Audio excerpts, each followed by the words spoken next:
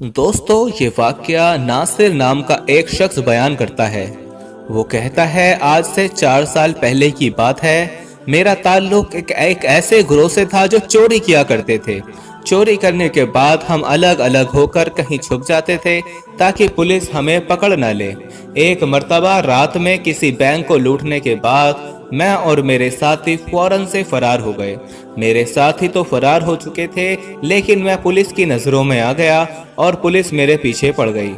میں تیزی سے بھاگتا رہا، الگ الگ راستے بدلتا رہا اور آخر کار پولیس کی نظروں سے چھپنے میں کامیاب ہو گیا۔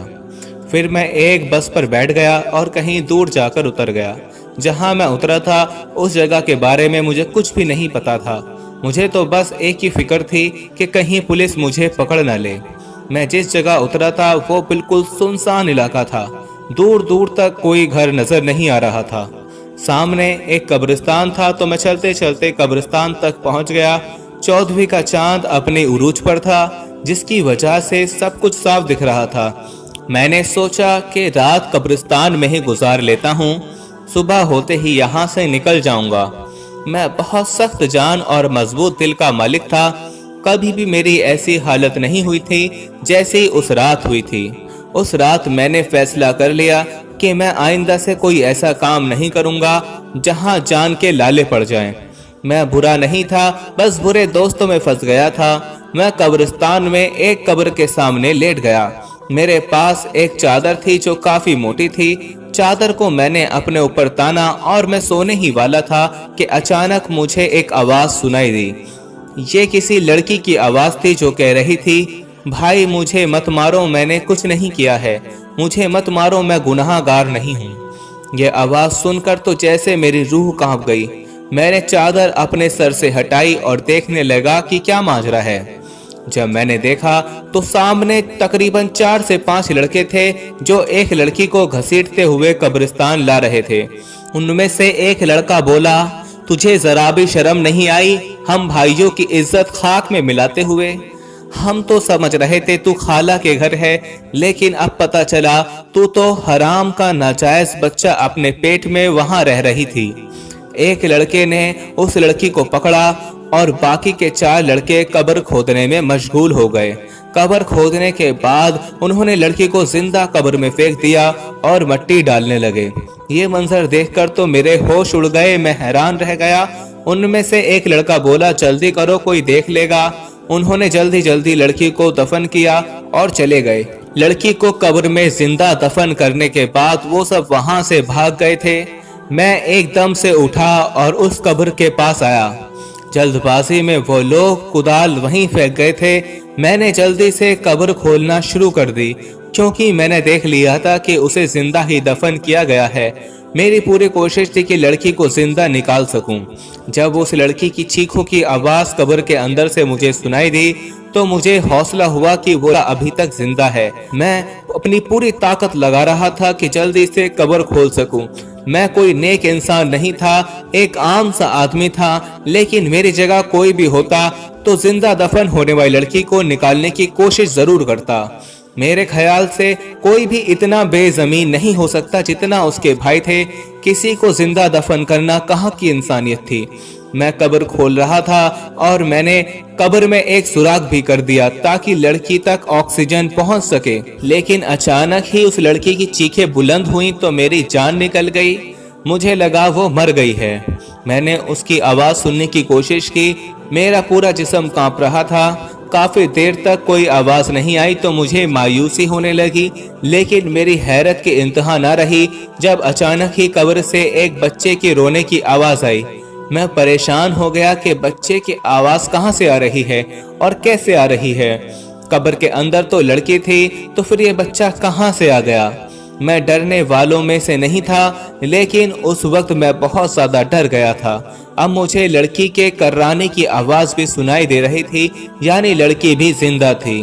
میں خوف زدہ تو بہت تھا، لیکن جو بھی تھا مجھے تو قبر کھولنی تھی اور لڑکی کو باہر نکالنا تھا۔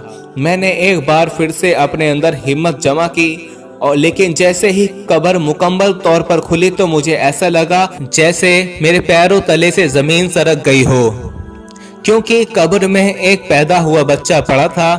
اور وہ لڑکی نڈھال سے قبر میں پڑی تھی۔ مجھے یہ سمجھ میں ایک بھی لمحہ نہیں لگا کہ وہ لڑکی حمل سے تھی اور اس نے قبر میں بچے کو جنم دیا تھا۔ میں نے ہمت کر کے اس لڑکی کو اور اس کے بچے کو قبر سے نکالا۔ میری جو چادر تھی اس سے میں نے اس لڑکی کے جسم کو ڈھک دیا۔ لڑکی کی حالت غیر تھی اور وہ تکلیف میں تھی اور وہ بچہ مسلسل روئے جا رہا تھا۔ میرے سمجھ میں کچھ بھی نہیں آ رہا تھا کہ میں کیا کروں۔ اتنے میں اچانک ہائی وے پر مجھے ایک وین آتی دکھائی دی۔ میں اس بچے اور ماں کو چھوڑ کر جلدی سے ہائی وے کی طرف دوڑا۔ میں نے وین کو رکنے کا اشارہ کیا، پتہ نہیں کیسے، لیکن اتنی رات میں بھی وہ لوگ رک گئے، لیکن وہ خوف زدہ تھے اور ڈر رہے تھے۔ میں نے ان سے کہا کہ میری بیوی اور میں قبرستان سے گزر رہے تھے کہ اچانک قبرستان میں ہی میری بیوی کو درد شروع ہو گیا اور اس کی ڈیلیوری ہو گئی۔ میں نے ان سے مدد کے لیے کہا۔ تصدیق کے لیے وہ لوگ میرے سامنے آئے تو اس لڑکی اور بچے کو دیکھ کر سارا معاملہ سمجھ گئے اور انہیں میری بات پر یقین ہو گیا۔ ان میں سے ایک شخص نے کہا، ان تینوں کو مدد کی ضرورت ہے، واقعی یہ لوگ مصیبت میں ہیں۔ وین والوں نے ہماری مدد کی اور اس لڑکی اور بچے کو اسپتال لے گئے۔ بینک سے میں نے جو چوری کی تھی اس کا حصہ میں نے اپنے ساتھیوں سے مانگا تو انہوں نے میرا حصہ مجھے دے دیا۔ میں لڑکی کو اس جگہ لے آیا جہاں میں رہا کرتا تھا۔ جب اس لڑکی کی حالت سنبھل گئی تو میں نے سارا معاملہ پوچھا۔ اس نے اپنی کہانی بتانا شروع کی اور بتایا کہ میرا نام سدرا ہے، میں ایک نیک لڑکی تھی۔ ایک دن اچانک کالج سے واپس آتے ہوئے ایک لڑکا میرے پیچھے لگ گیا اور اس نے مجھے ایک خط دیا جس میں لکھا تھا کہ وہ مجھ سے محبت کرتا ہے۔ اس کا نمبر بھی نیچے لکھا ہوا تھا۔ پہلے تو میں نے انکار کر دیا، لیکن پتہ نہیں کیوں شیطان نے شاید مجھے ورگلا دیا تھا اور ایک کمزور لمحے کی زد میں آ کر میں نے اس کے موبائل پر کال کی اور یوں ہمارا رابطہ ہو گیا۔ پھر بات ملاقاتوں تک پہنچ گئی۔ میرے 4 بھائی تھے۔ جب وہ کام سے باہر جاتے تو میں اسے اپنے گھر میں بلا لیا کرتی تھی۔ گھر پر کوئی نہیں ہوتا تھا۔ شیطان کے بہکاوے میں آ کر ہم نے وہ گناہ بھی کر دیا جو ہمیں نہیں کرنا چاہیے تھا اور جس کی سزا اب میں بھگت رہی ہوں۔ جب اس لڑکی کا ناجائز گناہ میرے پیٹ میں پلنے لگا تو میں نے اس بات کا ذکر اپنی خالہ سے کیا۔ میری خالہ نے مجھے بہت باتیں سنائی، لیکن انہیں اپنی عزت بچانی تھی، اس لیے وہ مجھے ڈاکٹر کے پاس لے گئیں، لیکن پانی سر سے اوپر گزر چکا تھا۔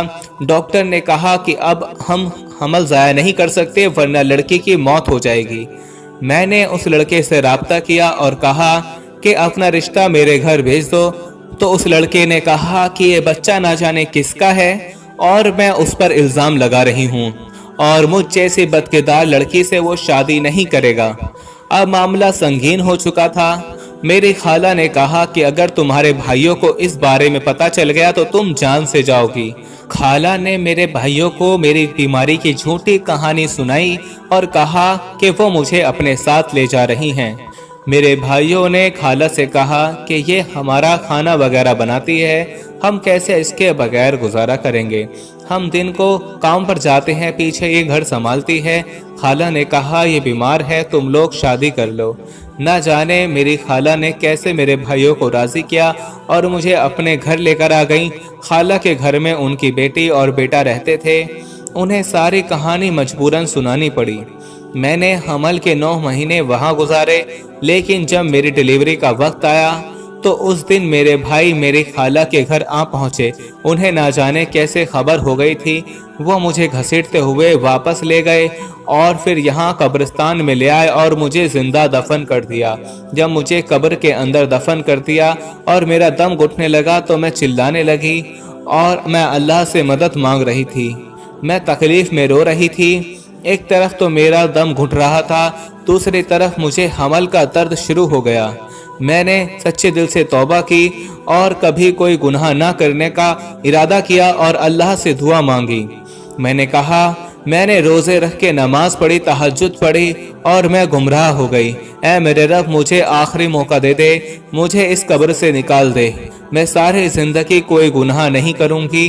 اگر میری کوئی نیکی تجھے پسند ہو تو اس کے بدلے مجھے آج یہاں سے نکال دے۔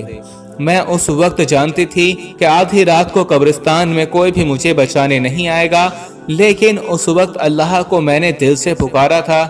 میرا یقین کامل تھا۔ ان لوگوں نے قبر میں زیادہ مٹی نہیں ڈالی تھی۔ اس کے بعد تم آ گئے۔ تم نے پہلی ہی کوشش میں میرے لیے ہوا کا راستہ کھول دیا، جس سے قبر کے اندر آکسیجن آنے لگی۔ ایک پل کو مجھے ایسا لگا جیسے میرے بھائی دوبارہ واپس آ گئے ہیں مجھے نکالنے کے لیے، کیونکہ ان کے سوا قبرستان میں اس وقت کوئی بھی نہیں تھا۔ لیکن پھر میرا دماغ کام کرنا چھوڑ گیا، کیونکہ بچے کی پیدائش کا وقت آ گیا تھا۔ کتنی عجیب بات ہے، میں یہ سوچ کر حیران ہوں کہ میرا بچہ کیسا بچہ ہے جس نے اپنی پہلی سانس قبر کے اندر لی۔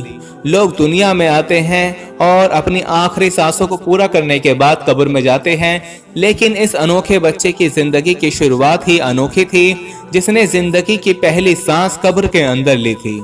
میں نے اللہ سے وعدہ کیا تھا کہ میں کوئی گناہ نہیں کروں گی اور اپنے تمام گناہوں سے معافی مانگتی ہوں۔ ہم اپنے رب کو بھلا دیتے ہیں، گناہوں میں لگ جاتے ہیں، لیکن وہ ہمیں نہیں بھولتا ہے۔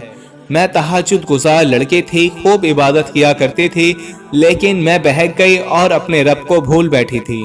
لیکن دیکھو تو صحیح اللہ نے کس طریقے سے میری مدد کی، اور آج میں سوچ رہی ہوں کہ کیسے میں نے اپنے اتنے مہربان رب کی نافرمانی کی تھی، اس شخص کے خاطر جو بدکار کا الزام لگا کر مجھے بیچ راہ میں چھوڑ کر چلا گیا۔ ناصر کہتا ہے کہ سدرا اپنی کہانی سنا کر پھوٹ پھوٹ کر رونے لگی، تو میں بھی سوچ میں پڑ گیا کہ یہ تمام واقعہ بھی میرے لیے بہت ہی عبرتناک تھا۔ میں بھی اس واقعے کا حصہ تھا۔ اسی وقت میں نے بھی اپنے گناہوں سے توبہ کر لی اور سدرا سے شادی کا فیصلہ کر لیا۔ سدرا سے شادی کا فیصلہ صرف میں نے اپنے اللہ کو راضی کرنے کے لیے کیا تھا، تاکہ اللہ میرے گناہوں کو معاف کر دے۔ آج میں علم رکھنے والا بندہ ہوں، میں نے اسلام کے بارے میں بہت کچھ جانا ہے، اور میری بیوی عورتوں کو دست دیتی ہے، عورتوں کو سکھاتی ہے، اور ہم خوشحال زندگی گزار رہے ہیں۔ آج محسوس ہوتا ہے کہ زندگی میں ہر طرف نور ہی نور آ گیا ہے۔ دوستو، یہ ویڈیو آپ کو کیسی لگی کمنٹ باکس میں ضرور بتائیں۔ ملیں گے اگلی ویڈیو میں۔ اللہ حافظ۔